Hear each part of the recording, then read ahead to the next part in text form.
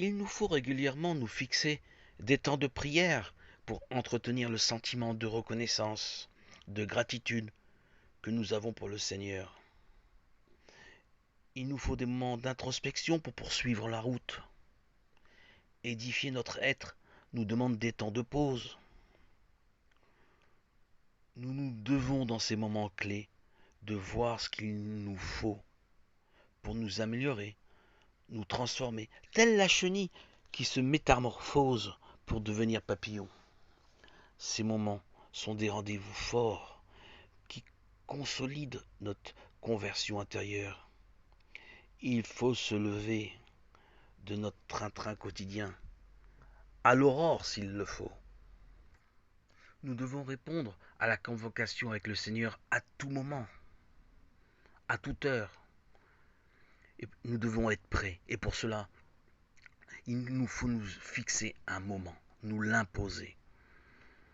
Il est nécessaire de suivre cette règle de vie, de fermer les écluses, les canaux qui nous connectent au monde, pour nous isoler dans un moment privilégié avec le Seigneur, nous mettre à part, de côté, écarter les convoitises du monde qui nous assiège. Nous devons cesser de nous relier à tout ce qui nous connecte à ce monde. Plus d'interdépendance avec l'extérieur. Nous nous posons, nous nous immobilisons pour laisser notre créativité, notre joie intérieure s'exprimer dans cette relation que nous sommes nous-mêmes imposés avec le Seigneur, dans un temps bien précis. Il y a toujours beaucoup à faire dans ces moments de silence, si nous nous y investissons. Si on s'ennuie dans ce laps de temps court, on peut lire quelques versets bibliques. Le but est de se retrouver avec nous-mêmes, et plus que tout, avec le Seigneur, notre seul appui. Cette intimité avec le Seigneur, dans ces moments bien précis, nous apaise. Il n'y a pas besoin de rechercher l'extraordinaire dans ces moments tout à fait ordinaires.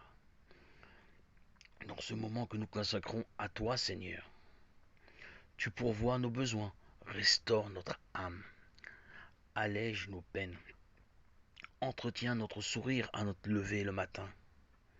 Par l'Esprit Saint, tu nous accompagnes, renouvelle notre conscience, notre intelligence pour recevoir et accepter ta volonté.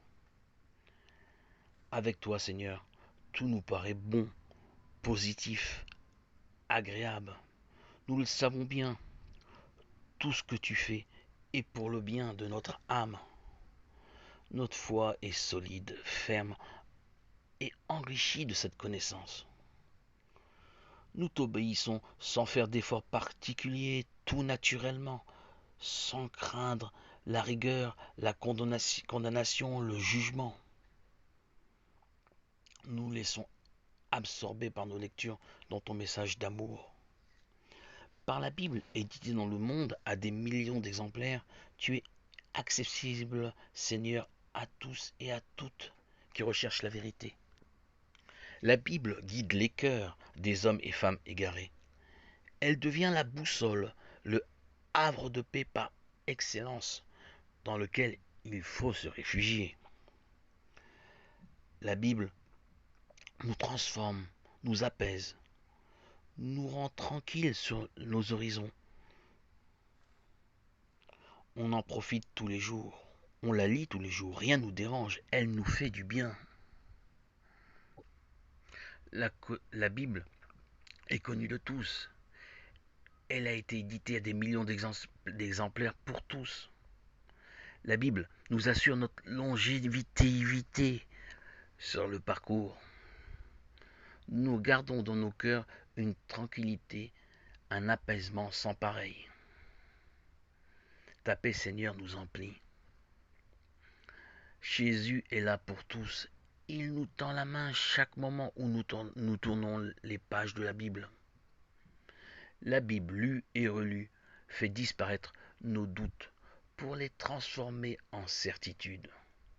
Nous asseoir, nous immobiliser, nous poser, laisser Dieu s'investir en nous, lui laisser la place dans nos silences, dans nos lectures et la meilleure préparation pour s'engager, affronter les défis du monde, réouvrir les écluses et les canaux, avoir la clairvoyance, saisir les messages, les enseignements que le Seigneur nous donne d'entendre, se fait que par ces moments d'isolement. Jésus ne veut pas que nous soyons paresseux. Il demande de notre part collaboration, engagement et surtout ne pas s'endormir dans notre train-train quotidien. Ce sont les dispositions favorables pour garder les yeux ouverts, ne pas chuter par les diversions que le tentateur place sur notre route. Dieu est avec nous, il ne nous abandonne pas. Nous devons nous en souvenir régulièrement dans ces moments de pause, d'introspection que nous nous sommes fixés. Nous ne pouvons l'oublier. Ces temps sont favorables pour nous régénérer, nous renforcer en Dieu. Il nous faut fixer ces moments de quiétude pour nous et surtout pas négliger de se joindre aux assemblées de Dieu. Se positionner seul dans la sanctification est dangereux. Nous ne pouvons vivre notre engagement seul. Notre engagement à Christ est nécessaire et nécessite de se retrouver avec les personnes, les amis qui partagent le même point de vue que nous, les mêmes visions. Donne-nous, Seigneur, de toujours partager ces moments privilégiés. Nous ne pouvons trouver meilleure exhortation pour nous-mêmes que les moments de rassemblement qui nous encouragent et nous édifient pour toute la semaine. Oui, Seigneur, nous voulons des moments pour nous-mêmes, à l'écart du monde, pour nous retrouver et te retrouver. Mais nous ne pouvons pas oublier l'essentiel, le pilier, le plus important pour maintenir notre édification.